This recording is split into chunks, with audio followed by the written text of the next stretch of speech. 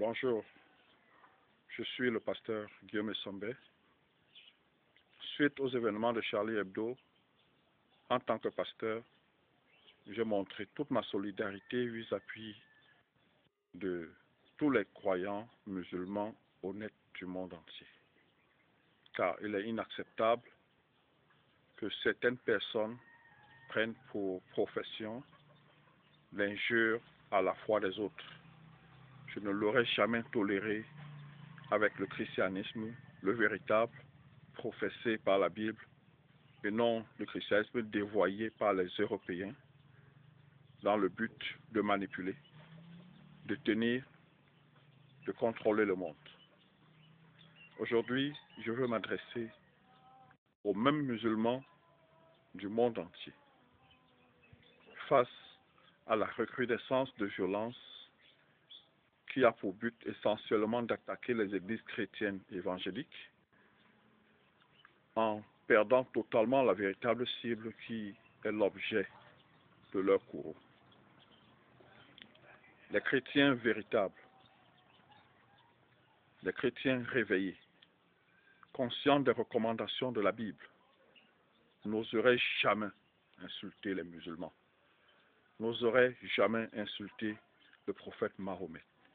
C'est pourquoi, spécialement aux chrétiens du Mali et aux chrétiens du monde, aux chrétiens du Mali, je recommande la patience, le pardon et la tolérance face aux églises brûlées, incendiées, saccagées par des musulmans en colère. De la même manière que je recommande aussi beaucoup de retenue aux musulmans qui sont au Mali, mais aussi aux musulmans du monde entier. Ils ne doivent pas se tromper de combat. Leur combat n'est pas contre des chrétiens qui sont solidaires avec eux et qui comprennent leur courroux et leur colère. J'ai toujours été du côté de ceux qui sont insultés et opprimés. Et cette fois encore, je veux rappeler aux musulmans du monde entier, de mon pays, le Cameroun, de la sous-région d'Afrique centrale, du golfe de Guinée, que le combat qui est le nôtre est un combat commun, chrétien, musulman, animiste. Nous menons un combat contre une France ravissante qui nous maintient depuis des siècles sous la domination, sous l'esclavage, sous le contrôle de leurs institutions. Quand ce n'est pas possible avec la ruse, ils emploient la manière forte. Je nous invite donc à plus de retenue, plus de sagesse, plus de compréhension, plus de tolérance. Notre combat se situe sur un autre plan.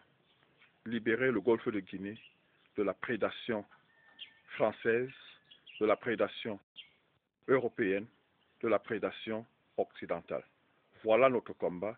Voilà ce à quoi je nous appelle dans ce énième appel, si je peux me répéter, à une révolution, une révolte totale contre les institutions qui nous assujettissent.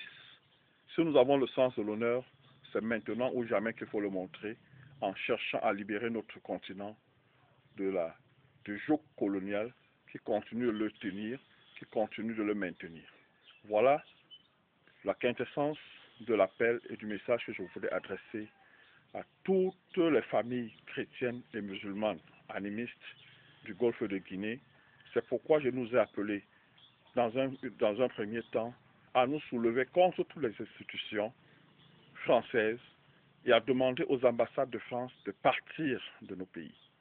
Elles n'ont plus rien à nous apporter, sinon l'espionnage, la désolation, la souffrance. Je profite aussi de cette occasion pour m'adresser aux Français installés dans le pays voisin, qui est un pays frère, qu'on appelle le Tchad.